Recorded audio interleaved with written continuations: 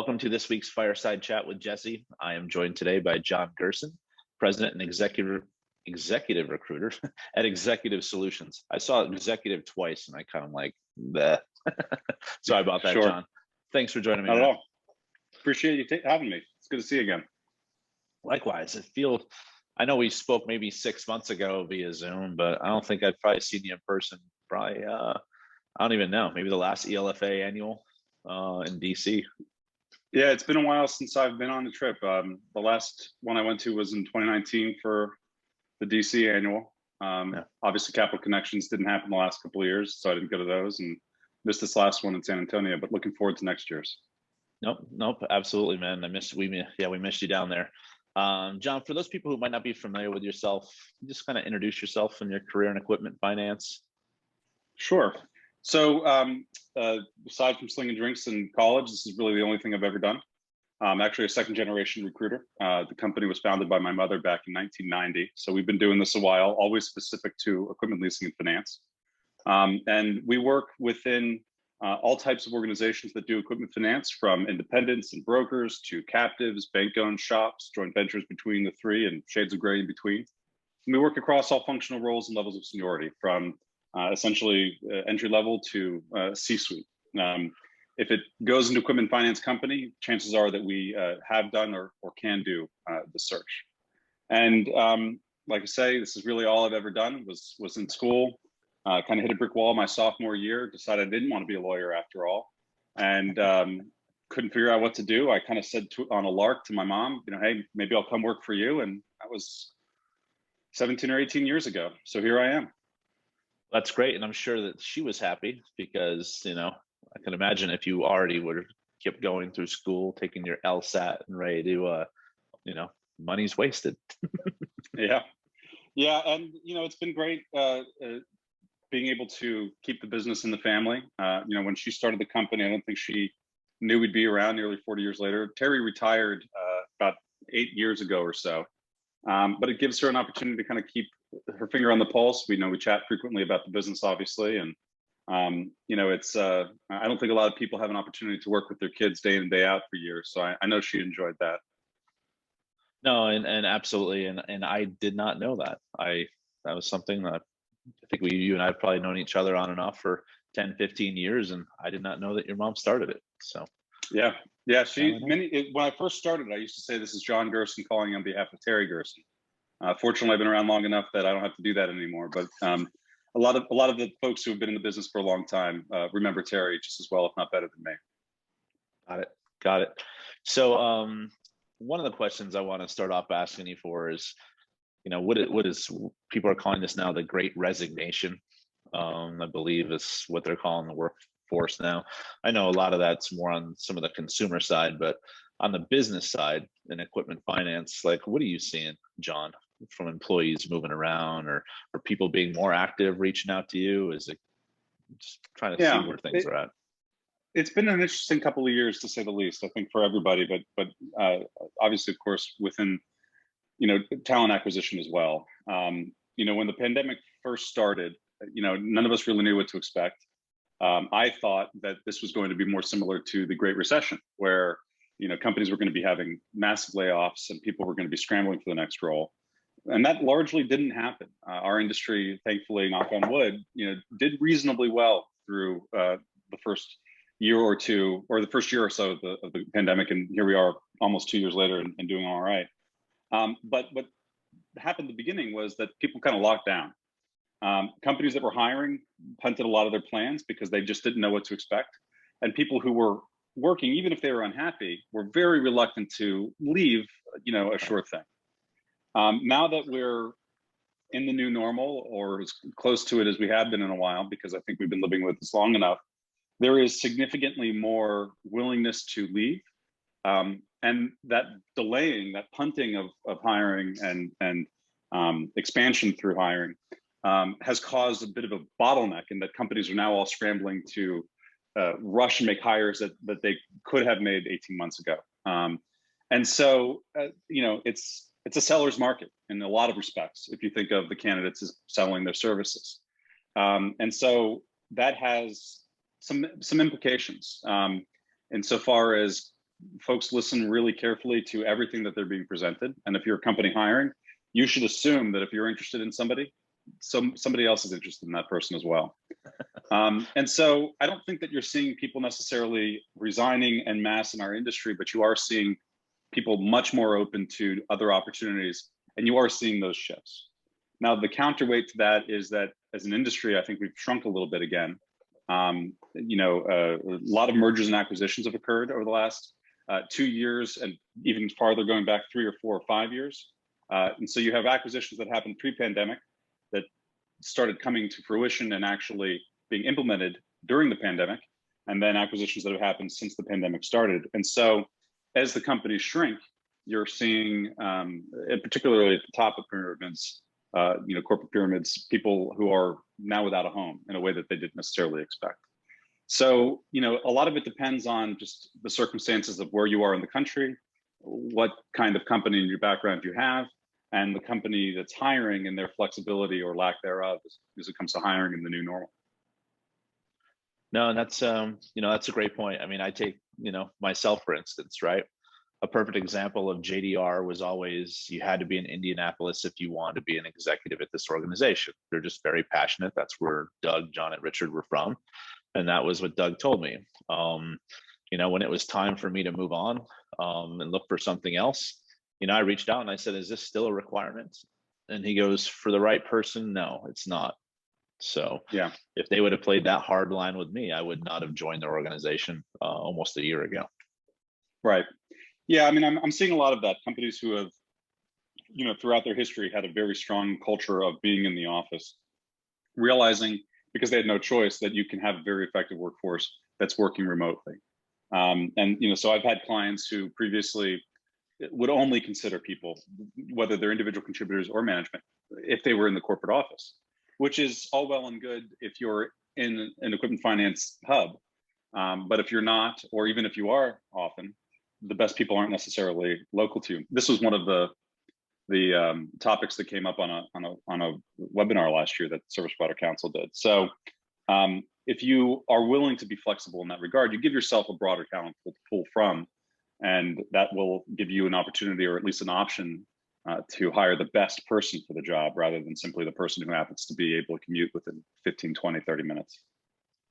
No, and that kind of opens up another thing where when people are coming out, like, are they telling you specifically like that they're open to that hybrid? Because I know I posted something on LinkedIn a few weeks ago and it was like on-site, hybrid, or pure remote. Like, are people typically just saying hybrid? A lot of it depends on the role itself. So I am still seeing a real inclination to have people in the office if they're in senior leadership. But for individual contributors, that's almost completely fallen by the wayside. Now, it was often common for salespeople to be remote in our industry, but now you're seeing companies that are willing to have credit analysts and underwriters or documentation people and other back office functions that were typically in-house. So again, not to be overly wishy-washy here, but it depends a lot on the circumstances of the role being filled.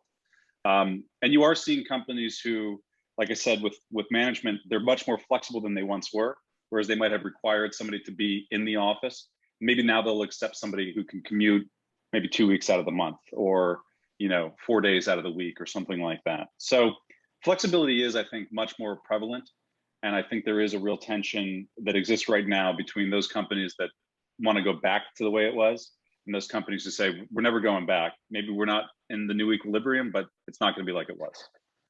Yeah, I was always kind of curious. One thing Deb Rubin and I always talked about was, we were over here, the pendulum swung all the way over here. When it corrects itself, the new normal, how far is it going to go back? Yeah. And we originally thought where it wouldn't even go back in the middle, it would still stay over here. And then I think some companies are trying to put it almost back, and right. Employees are being like, no, we're good. But let's face it though, when you're not as efficient sometimes in the office. I mean, I get you want to be in there and collaborate with your peers, and it's good to get that time to build that camaraderie, but it's time in a commute. It's all the wasted time around the water cooler, the breaks, but that gets on the other side where when people are working at home, that work-life balance, John, right? Like, how does that go? I mean, there's people now that traditionally before the pandemic, once 4 o'clock hits, they're not responding. Now Yeah. I have people responding to, like, I'm on the sales side, people respond to emails at 10 o'clock, and it's like, Yeah. wow, it's kind of crazy.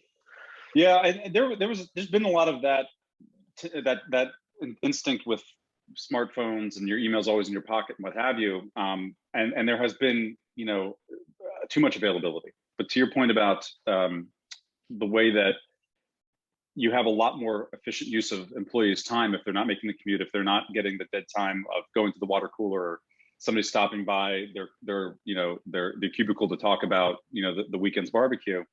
I've always worked remotely my entire career, and I've placed people remotely going back to when I started in the aughts. And I always used to tell people who are making that transition, you're going to work harder than you do now, than you think you will.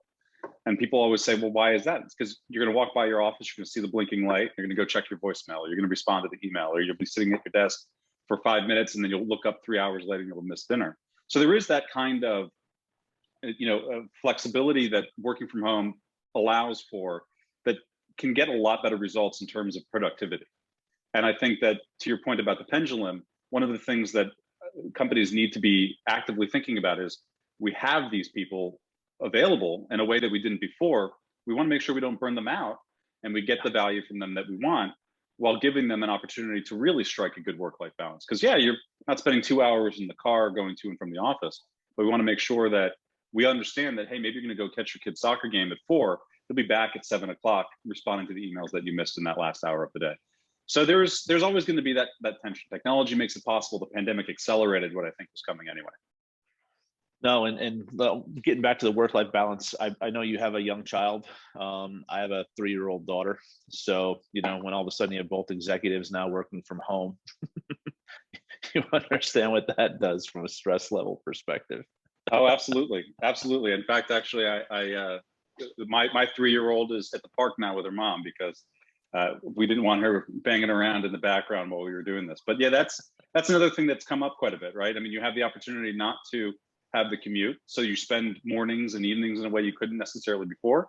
But people have become a lot more accustomed to, used to be, well, my dog's barking because of FedEx, and now it's, oh, my daughter just figured out how to open my office door. Excuse me a second. So there is that reality as well. Well, I think one of the things where you said it, the pandemic accelerated it.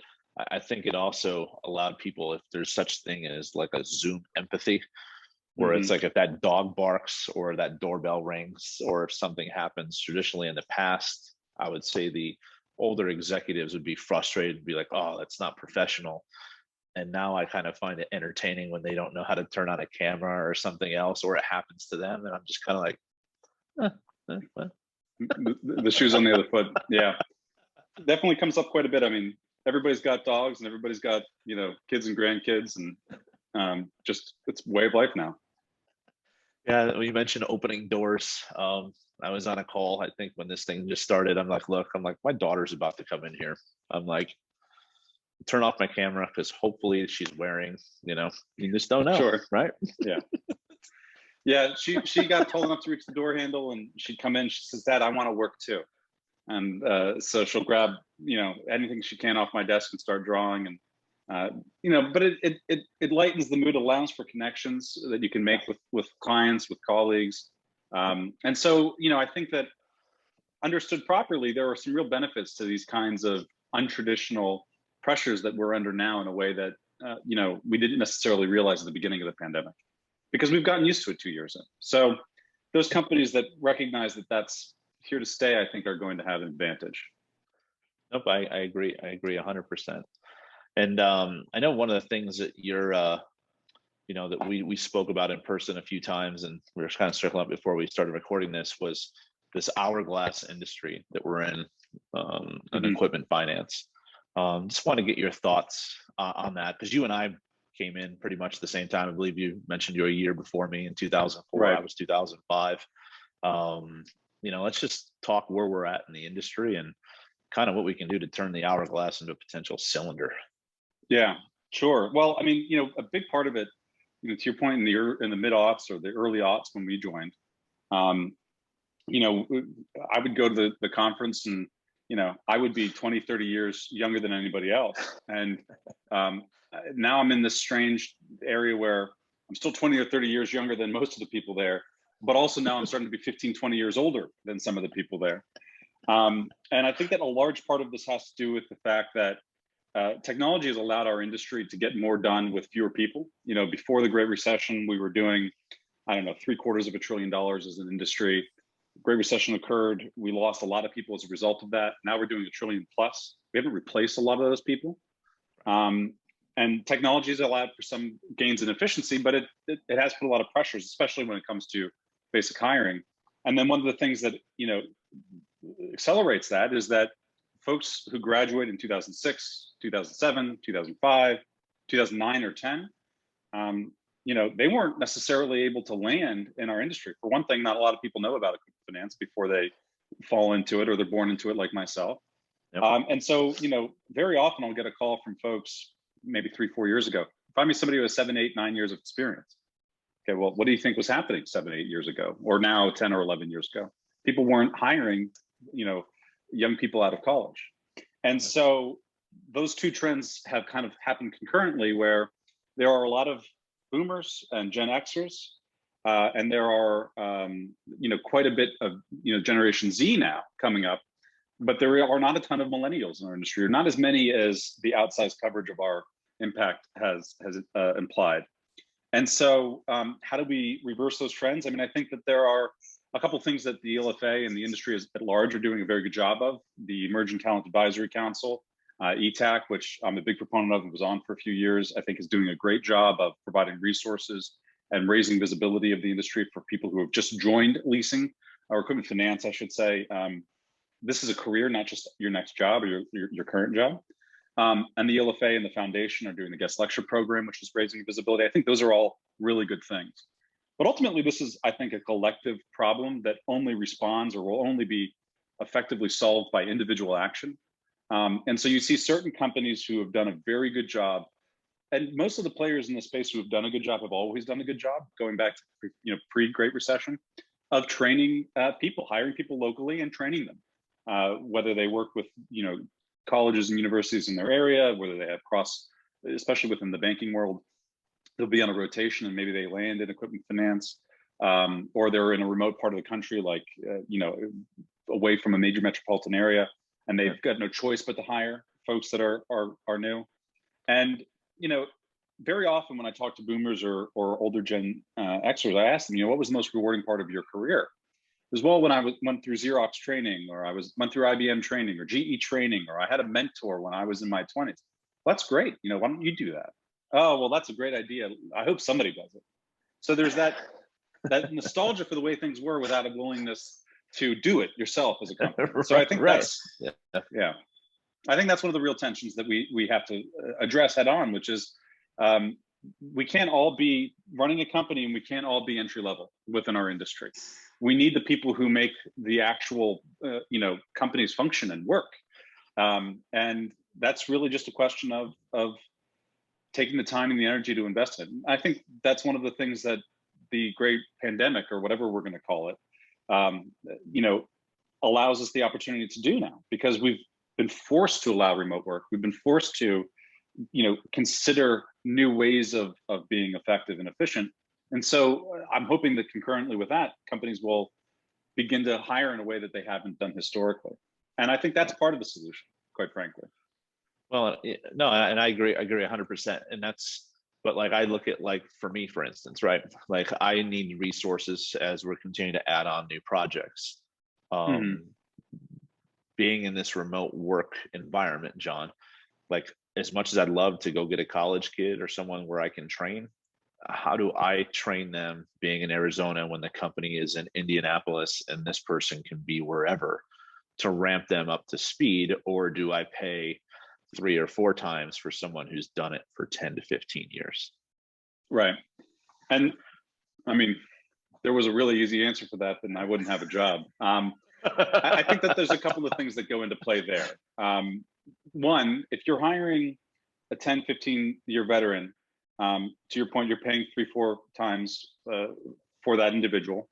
And sometimes they work, sometimes they don't. Now, we can talk about ways of making your hiring approach more effective, you know, to remove some of the mystery of that process and to have a better chance of success when you actually do hire somebody. But they may or may not work out. You're out that 3 to 4 times. You're also sunk cost in terms of the time that has passed, hiring and retraining somebody, and so on. So if you hire more junior people who are centralized in the location, so say for instance you're in Arizona, your corporate headquarters are in Indianapolis. I understand that there are a few universities throughout the Indianapolis metropolitan area. You can have a class of folks who come in, 4 or 5 or 6 hires at a time, where you're paying about the same amount of money as one more senior individual. And if you have a corporate culture of cultivating that talent and a training regime that you put them through, you can fly in, once a month or spend a couple of weeks there, set them up, do Zoom updates and so on and so forth. And let's say that you have a 50% retention rate. Well, you're not paying that 3 to 4 or 5 times the cost for a veteran, because they're not all going to be there for the full year.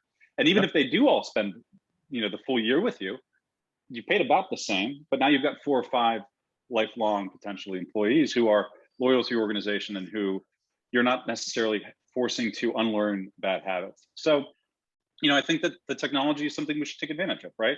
We have the ability to do Zoom in a way we didn't use before, even if the technology existed. We have the ability to do webinars and WebEx and so on and so forth, to do the training classes. And, just like we can effectively support our clients, but we still occasionally go to our clients face to face, you can effectively train people and occasionally be in the same room as them. So it requires some creativity, but there are approaches that can work. And that's why you're the expert at what you do, because I'm sitting there like scratching my head. I'm like, okay, well.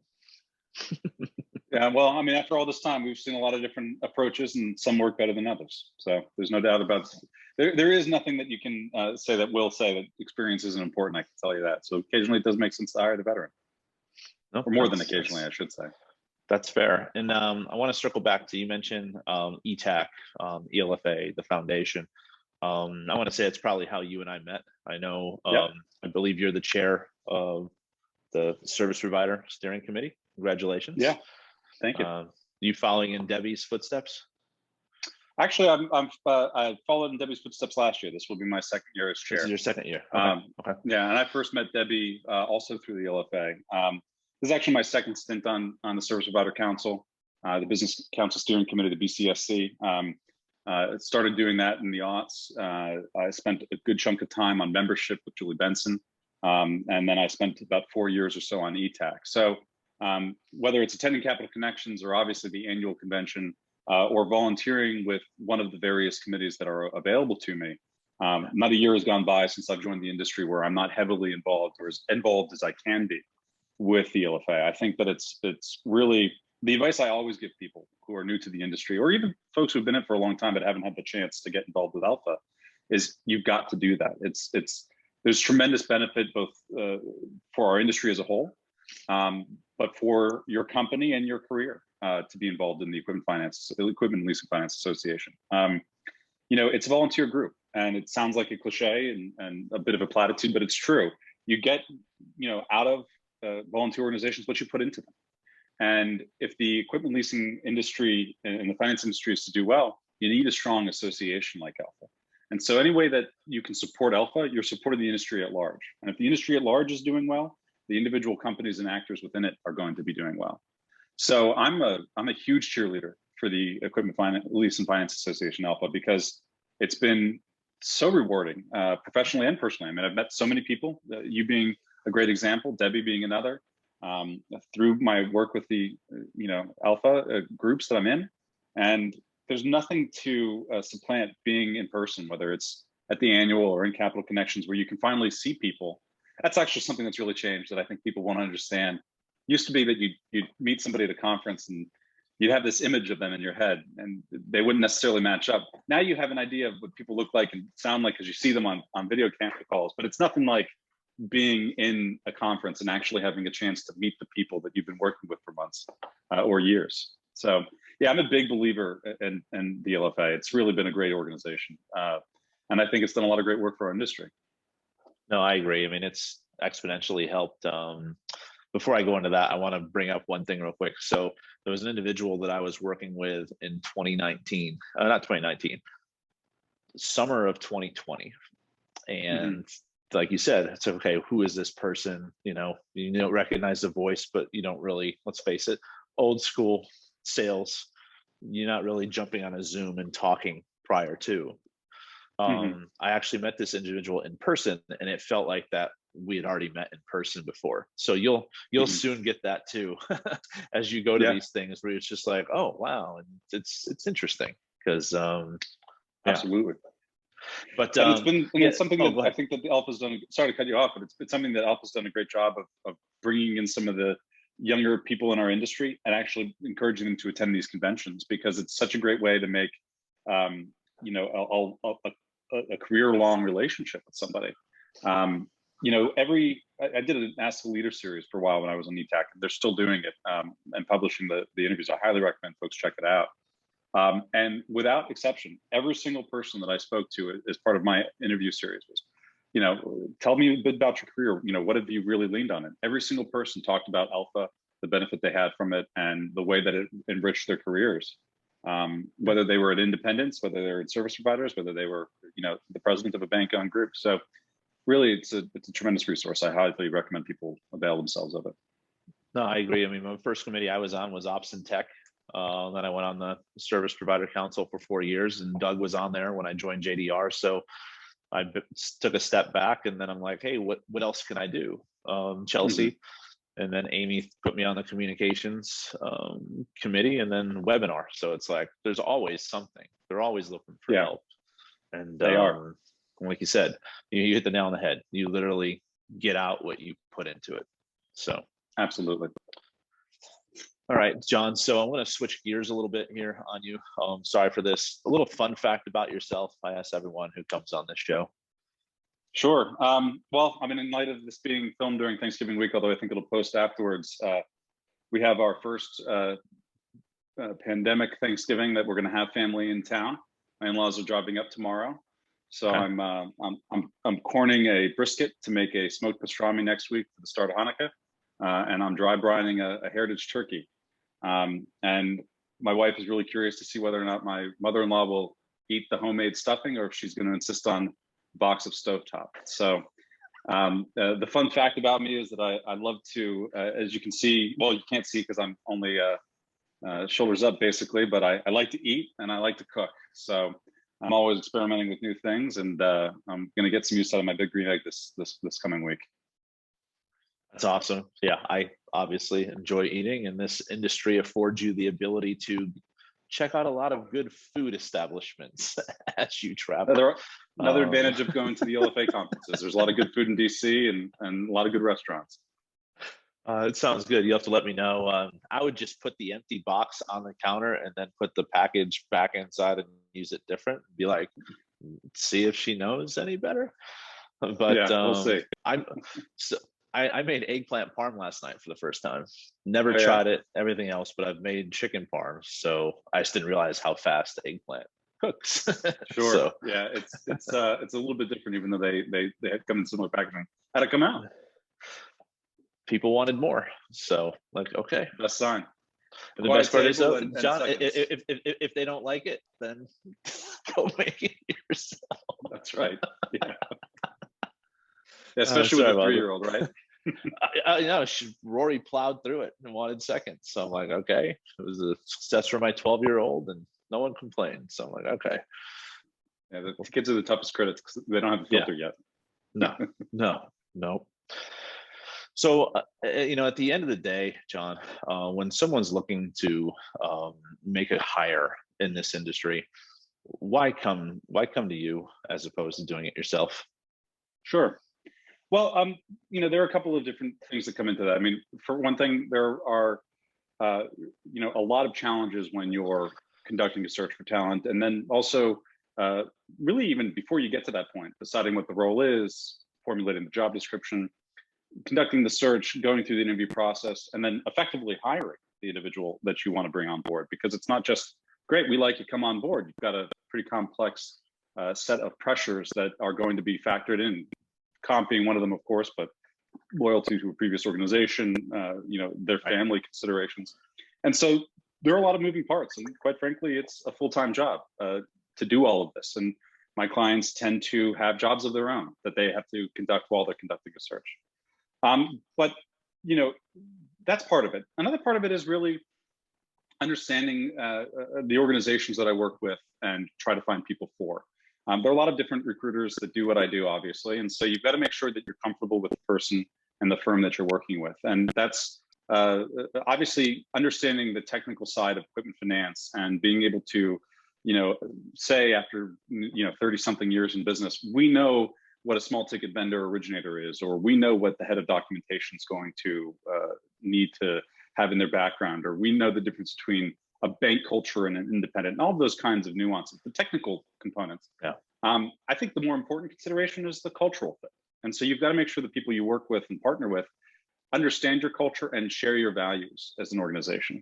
And so, you know, I use the word partnership, as cliche as it sounds, because it really is an important way to look at this. This is a collaboration and a partnership to enable your company to grow. And so you've got to have good chemistry with me. And if you don't, then I'm the last person that you should be have recruiting for your company. Sure. But there's some real advantage. You know, that 32 years means something. We have a long history in our space. We've, you know, got notes going back to the early 90s for some of the candidates that I talked to. You know, maybe if it was before my time, I know the companies that preceded, you know, the big players today, or the personnel. You know, I know that you had an interview with Bob Rinaldi a week or two ago. You know, Bob and I have known each other for, well, since I began the industry, and he used to work with Terry before I joined the industry. And we recently started to partner in the last couple of years with Harry Kaplan, you know, somebody else that Terry had worked with, and Tom Ware. And, you know, that kind of deep connection in this industry provides us with an extra nuance that it's beyond just the executive search, because we know the space really well. If you want me to find a yak farmer, you know, I can do it eventually.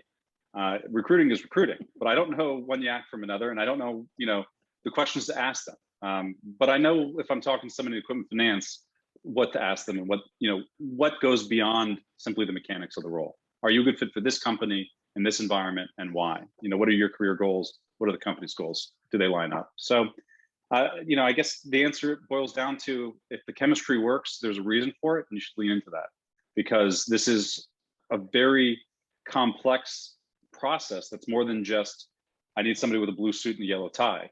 You know, they've got to work well within your organization and share your values. Nope, you hit the nail on the head there, and I really appreciate and respect that comment, where it's like, if I'm not a good fit to work with you, then how can I place the right person? So absolutely. Similar to what Bob said a couple of weeks ago. It's like, yeah, I'll walk in and tell you you're full of crap. Yeah. Well, I mean, you've got to be able to trust the people that you work with, right? Yeah. You know, Yep. It's you know, I think it really comes down to the definition of a salesperson. You know, to my point of view, the best kind of salesperson is somebody who understands by asking a lot of questions and provides a solution. You know, I cringe when I hear people say, "Oh, I can sell ice to an Eskimo," or I can, you know, whatever it might be. Better yet, that I know what it is that your pain points are, and I can help you solve those problems. And so that's one of the reasons that Bob and I have worked so well together for so long. Whether he was at a big bank or a small bank, or you know, doing what he's doing now, we know each other well enough that we can play off of each other. Likewise, when I work with a company, it's not just one search. It's a partnership that lasts years. So if I know where you were in 2015 as an organization, and I know what you did as an individual contributor back in 2005 and 2010, then I'm going to know where you want to be in 2025. You can't fake that kind of sincere knowledge, and I wouldn't try. I just don't think it's a short-sighted approach, right? If you're taking care of your clients, then everything else will fall into place. It's almost like you're reading my mind, John. It's quite impressive. All right, man. Well, I really appreciate your time. You know, good luck with good luck with Thanksgiving. And you know, I'm trying to think of, looking at the calendar, maybe executive roundtable is when our possibly. I'll definitely be at Capital Connections, because I don't miss them usually. So at the very least, we'll see each other then. Okay. But you know, I'll try and make it down to Florida if I can. Okay. Well, I appreciate your time. It's always good seeing you, John, and I'm sure we'll be talking soon. Pleasure is mine. Thanks for having me, Jesse. Thank you.